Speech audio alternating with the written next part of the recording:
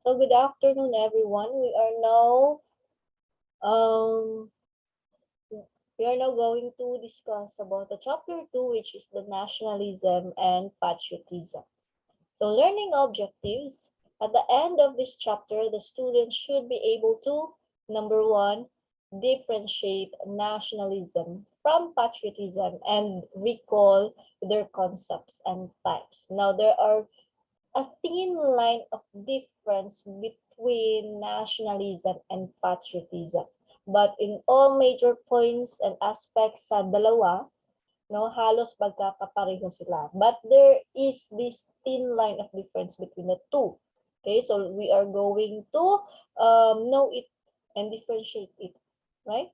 So let's go to the basic concepts of nationalism and patriotism.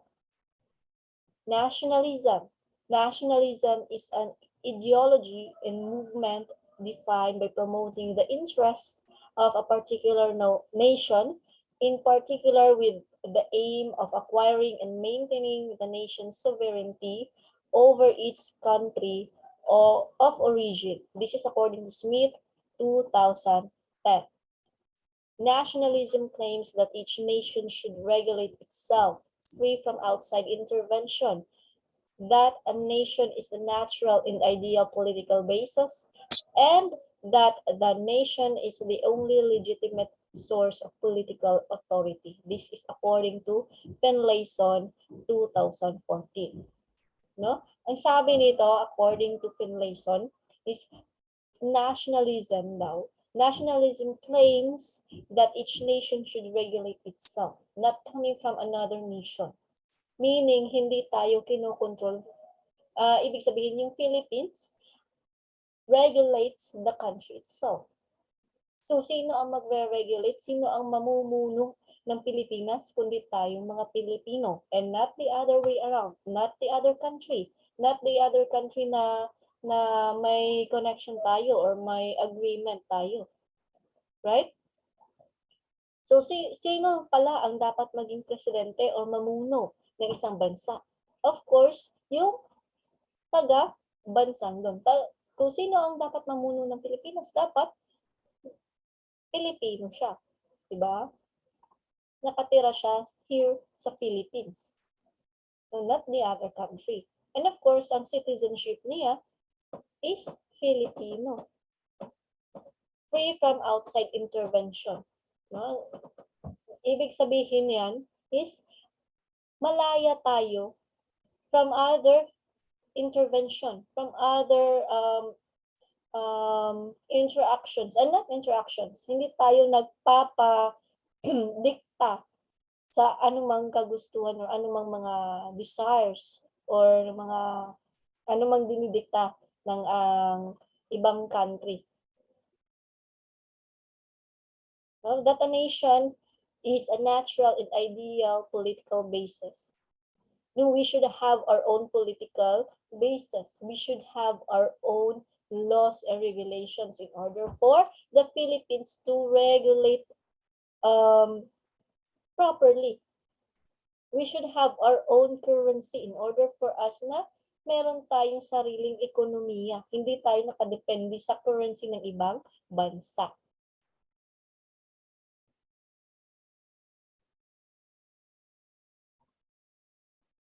No, in other words, when you say nationalism, pagiging nationalista, pagiging loyal natin sa bansa natin, kung saan tayo nakatira, kung saan tayo pinanganak, diba? So when you say you are a Filipino, then you are Filipino not just by a document, not just because of your birth certificate, not because of dito ka nakatira, but of course you chose to be a Filipino by heart. No? Even if you're a mixed blood, no? When you say mixed blood, for example, you are half American, half Filipino, but you decided that you are a full pledged Filipino. That is being nationalism.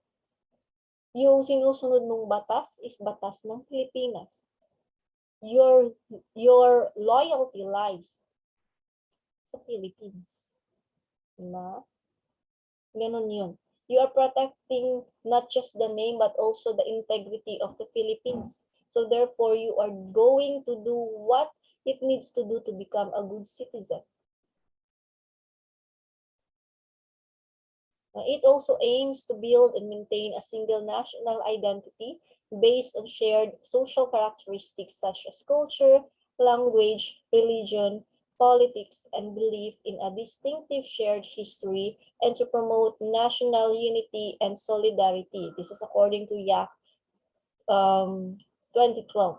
Nationalism therefore seeks to preserve and encourage a nation's traditional culture, and cultural revivals have been connected to nationalist movements. Now, it also fosters pride in domestic accomplishments and is strongly associated with patriotism. Now, yung nationalism is strongly associated with patriotism. Now, nationalism is often paired with other ideologies, for instance, conservatism or socialism. This is according to Finlayson 2014. So what are the types of nationalism?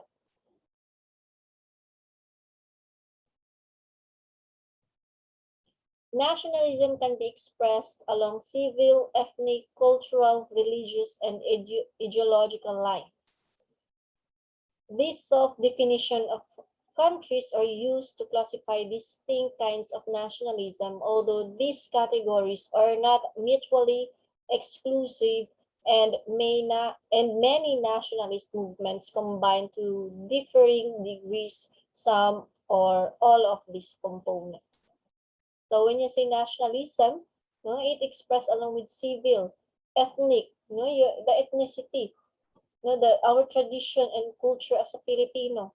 Cultural, religious, what is our religious, ano ba yung major religion dito sa Philippines? Catholic, right? Roman Catholic, right? The culture, ano bang kultura natin as Filipino? At ano ba yung ideolohiya natin as Filipino? This expresses the nationalism. Now let's go to ethnic nationalism. Now, ethno-nationalism. In other words, ethno-nationalism. The country is described from prior generations in terms of ethnicity and descent. It also involves the concept of shared culture among group members and generally a shared language. Ano ba yung generally na sinishare natin na language? Yung magkakaintindihan tayo, not just because majority of the population here in the Philippines is ito yung ginagamit. But of course, pinag-aaralan natin yun. Because we treat, and we treat this specific language as our national language, which is the Filipino language or the Tagalog. Diba? So, even if Bisaya tayo, even if Ilocano tayo, Ilongga, Chabacano, diba? Nakakaintindi tayo ng Tagalog because that is our national language. Ito yung lengguwahe na ginagamit natin in order for us na magkakaintindihan tayo, tayong mga Pilipino, kahit saan man tayo nanggaling. Diba? From Luzon, Visayas, Mindanao, once na yung ginamit mong language in terms of communication is Tagalog, then automatically kahit na hindi siya pinanganak sa Luzon, kahit taga Visaya siya, kahit taga Sulu siya, pero naiintindihan ka niya dahil ang ginamit mo is the national language of our nation, which is Filipino language, yung Tagalog. Right? Now, when it comes to ethnicity naman, ang dami nating mga tribo dito sa Pilipinas. Diba? Now, each tribe has their specific and unique dialects na ginagamit. No? Same dito sa Davao. Sa Davao pa lang, ang dami-dami ng mga tribo. No? Yung mga Mandaya, mga Ubo-Manubo, diba? Iba yung ginagamit nilang lingwahe sa tribo nila. Right?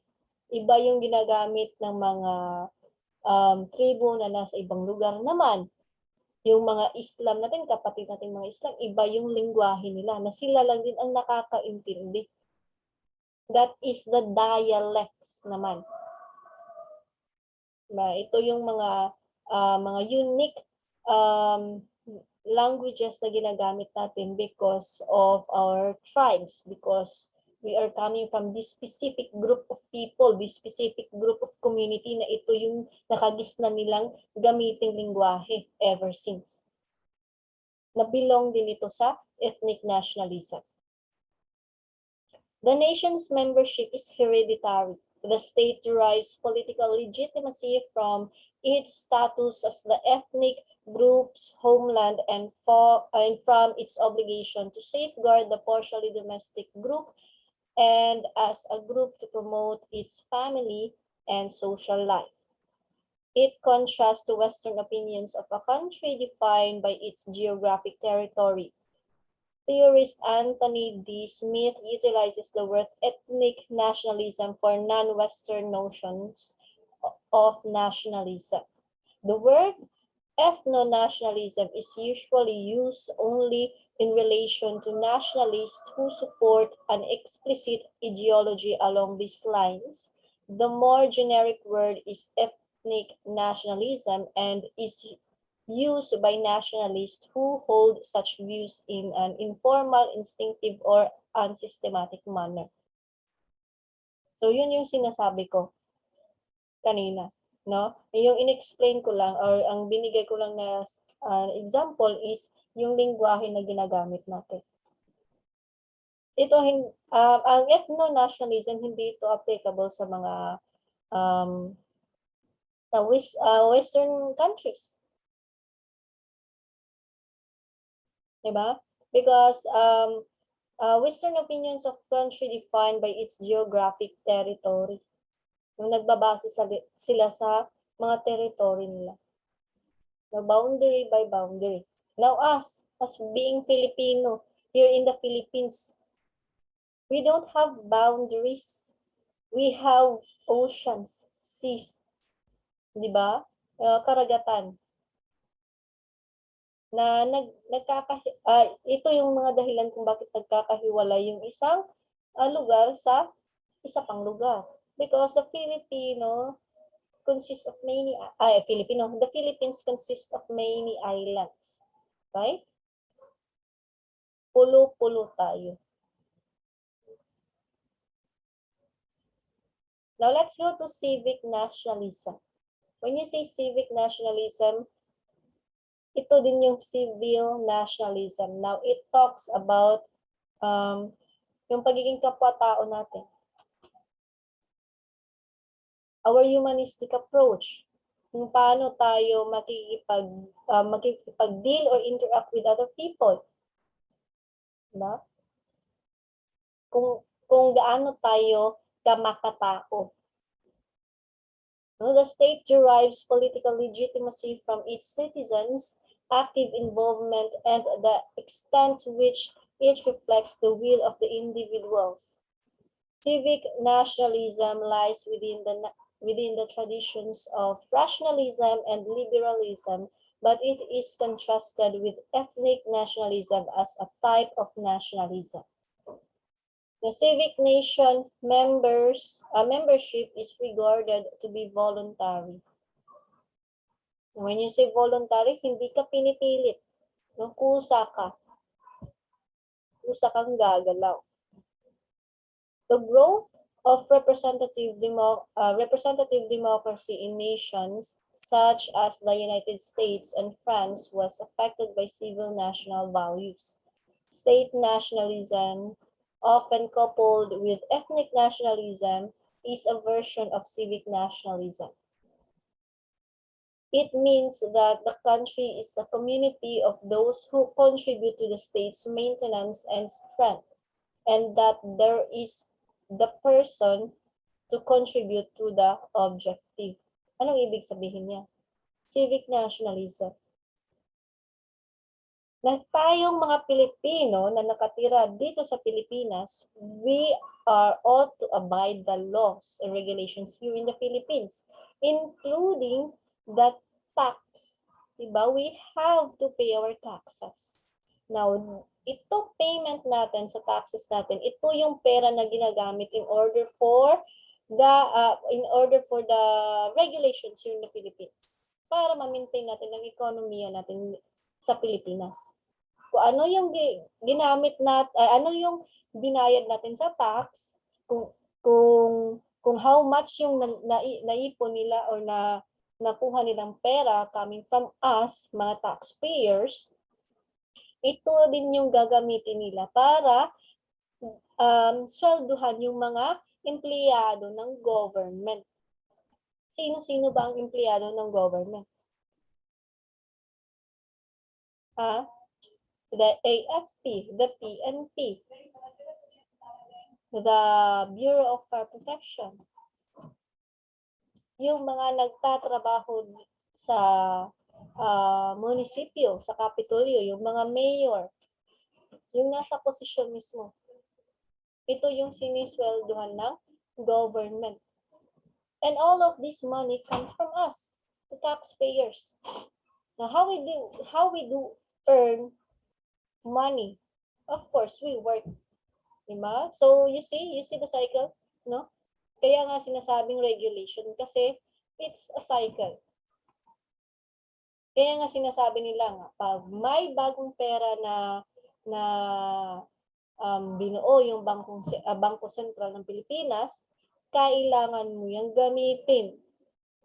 Hindi mo pwedeng itago yan because masisira yung regulation ng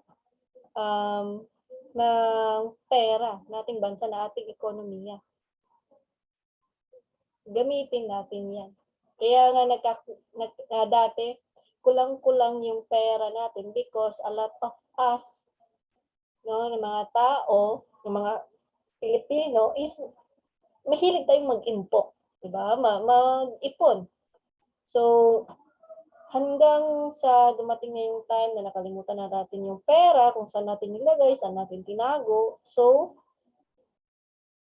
hindi na yan babalik sa Bangko Sentral. So, kulang-kulang na yung perang naiipon or kulang-kulang na yung perang nagagamit natin, nare-regulate natin.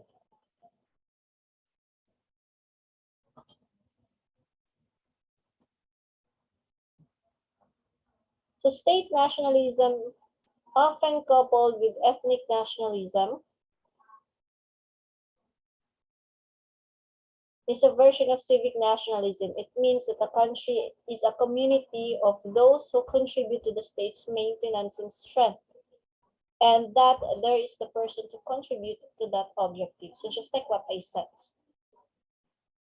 Itong mga pulis na to, mga sundalo na to, yung mga fireman na to, tinutulungan nila tayo, binabantayan nila tayo because we contribute to the country.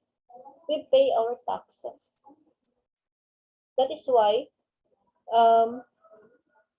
nagre-render din sila ng services sa atin. So, did you see the cycle?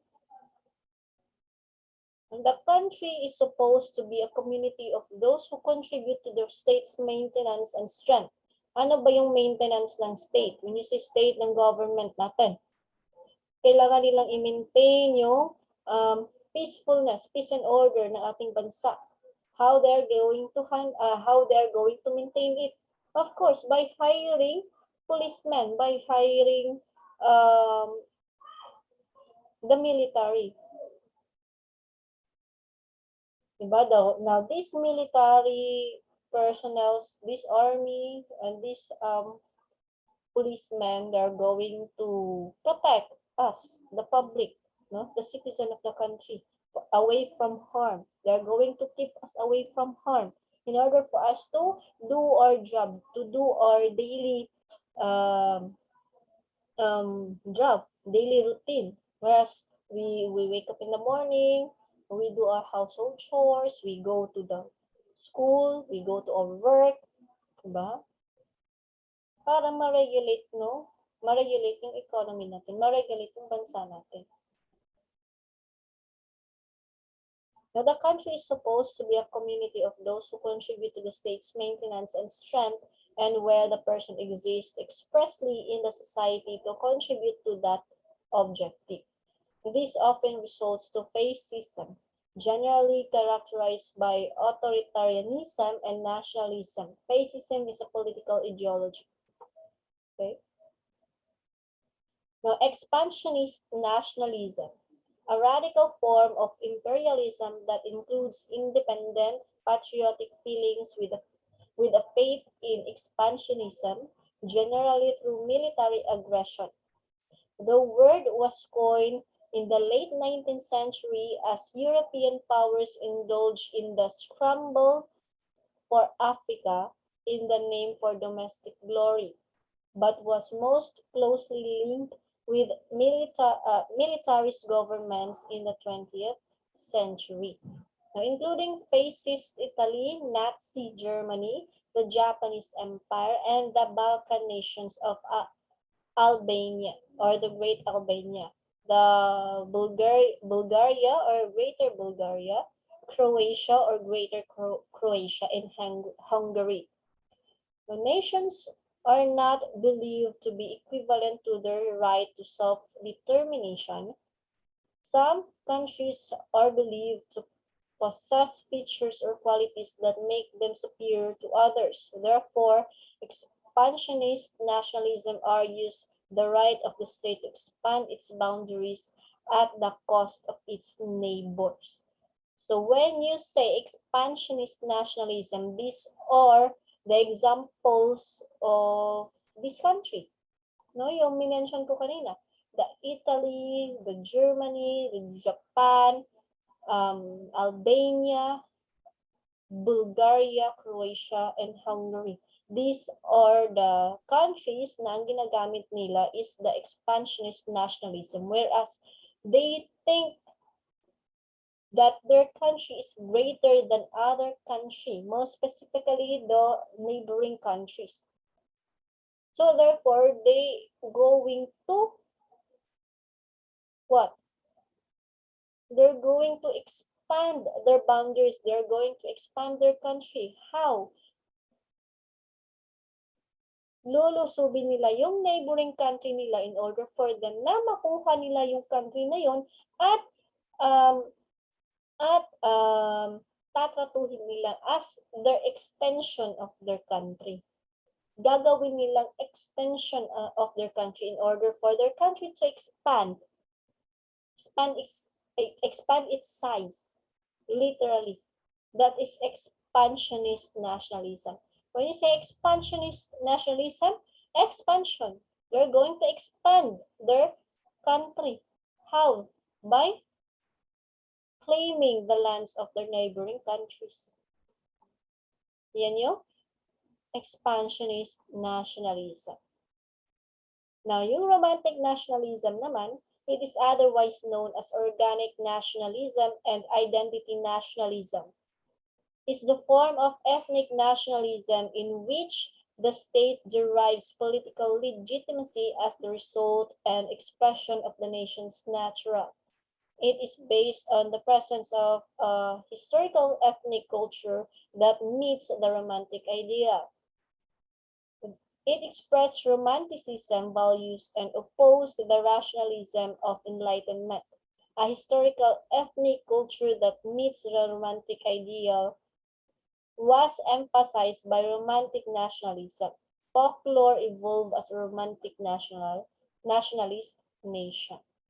When you say romantic na romance ng panahon, not romantic na you romanticize the ideal of love. No, not that one.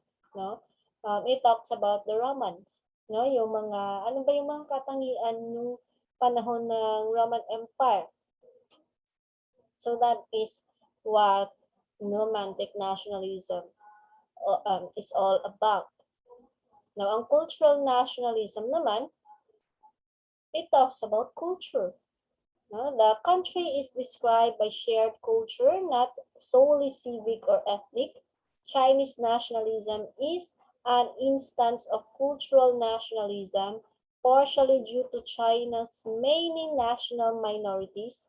Membership in the nation is neither completely voluntary nor hereditary.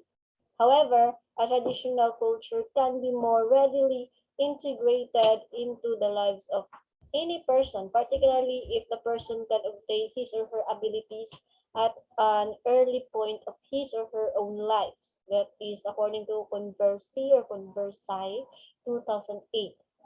Cultural nationalism has been defined as the variety of non-civil or ethnic nationalism. Now, it talks about culture. Now, let's not make it complicated pa. No? When you say cultural nationalism, it talks about the culture of one's nation. No? The third world nationalism naman, nationalist feelings are the outcome of opposition to colonial rule to survive and maintain a domestic identity. Now, the Philippines belong to the third world country, right? So, I bet we belong to the third world nationalism, but it depends on what kind of nationalism we are practicing right now. The liberal nationalism naman is a kind of nationalism lately defended by political philosophers who think that a non-xenophobic form of nationalism compatible with liberal values of liberty, tolerance, equality, and individual rights can exist. That is the liberal nationalism. Now, the values of liberty, tolerance, equality, and individual rights can exist. Now, it is asserted that in order to lead a meaningful, independent life, people need a national identity, and those liberal democracies need domestic identity to work correctly. So whose politician ang may ganitong platform? No?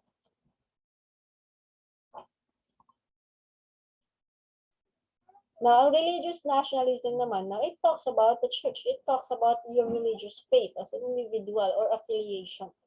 No, I'm not going to read it word by word, but the religious nationalism, it talks about your religion, no, your faith, your religious faith, your church. Now, here in the Philippines, we have a lot of religion. Diba? A lot of religion. We are known to be religious people. So therefore, we are, ang dami nating mga religion. Naman, not just the Islam, not just the Catholic Church, but we have many more, no, other forms or other kinds of worship, diba? Worship to our gods. So we have a lot of religions. Now, itong religion na to, no, ginagamit na pa rin na rin to or nagagamit pa rin to para mapashow natin, mapakita or mapa-express natin sa ating bansa how we love our country, how loyal we are to the country. No? So we are going to discuss the 9 to 14 kinds of nationalism. Then we are going to proceed with patriotism next meeting. Okay, so I'm not going to dwell anymore on the mga naiwang definitions because kung ano yung in-explain ko, yun din naman yung ibig sabihin